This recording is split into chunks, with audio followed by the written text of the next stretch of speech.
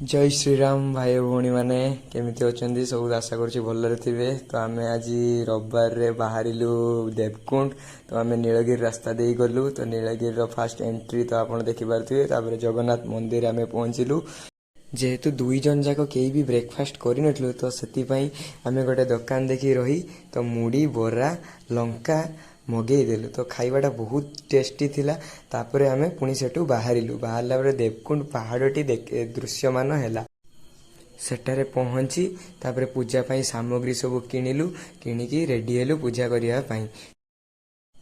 तापरे आमे रास्ता रे बाहरी गलु। रास्ताटी बहुत छोट एंड बहुत डेंजरियस रास्ता है जहाँफल धीरे धीरे देखिकी सतर्कता सहित अवलंबन कर जीवाई पड़ो। तो आराम से आमे जाई पहुँचलु पहाड़ पाखरे। तो बाइक रखी किसी बाट चलिकी जावाई पड़ा। तो चलिकी जीवा समय रे जस्ट छोट छोट पोलरे जो झरणार जो कुलु कुलु शब्दर मन पूरा महकी जाता केतेबेले आमे शिखर रे पहुँचू। तो फाइनाली डेरी नकरी छोटे सेल्फी आड़ गोटे भिडटे बनईलु दुई जन। तो समीक सार भी यो कर दौरान। तापर बटरफ्लाई प्रजापतिर जो नजरिया थिला ना सतरे पूरा मन महकी दे जाउथिला। एते खुशी और हैप्पीनेस कहले न सरे। तो जेते जाए भी पहाड़ ऊपर जेहेतु आस तो चलिकी जावाई पड़ो। तो चलिकी आम दुई जन गलु। बहुत थकी किंतु हार मानि नथिलु। तापर जीवा परे माँ अंबिका मंदिर पड़ा। माँ अंबिका मंदिर को जीवाई गोटे सीढ़ी पूरा लंग। तो सीढ़ी साइड को जीवा बेल को मंदिर टी पूरा दृश्यमान होउची। तो एते जोर रे सेठी झरणार पानी पड़ुची तलकू। तो आगे इच्छा है जे सेठी देखिकी फोटो उठे सारिकी आम जीवा पूजा करने आम।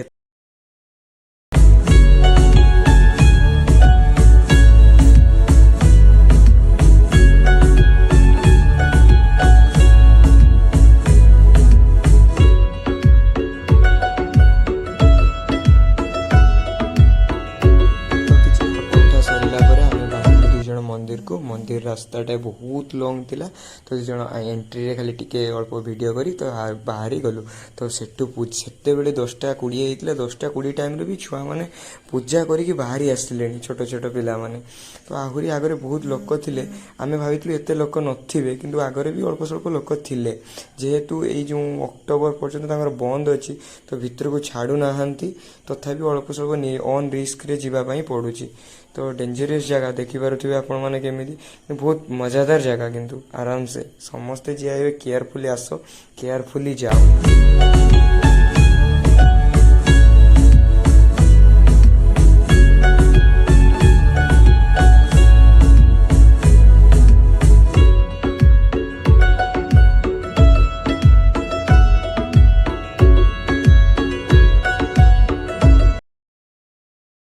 आसला मत दौड़ापी इच्छा है। दौड़ापी इच्छा है। समीक सार को फोनटा दे दी मोर दौड़ार लगिली।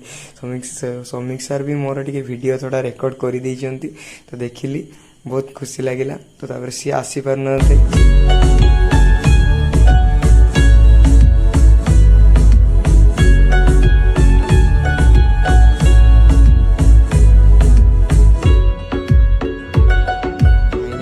पर मंदिर दृश्यमान हैला।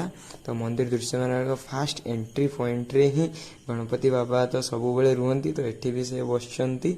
तो बहुत सेठी मुंडियाटे मारी तो आमे बाहरिलु आगु को। तो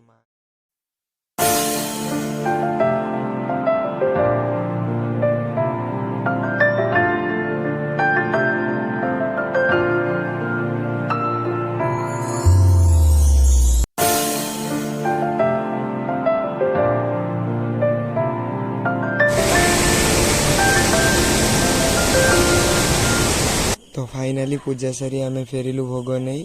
तो चंदन दुई जन जाक लगे तो तांको चंदन झाड़ रे पूरा धोई गला। तो से पूछी मोर कौन अच्छी मोर तो सब तो लगे अभ्यास मोर झाड़ बोले भी रही भी रही। जय श्रीराम।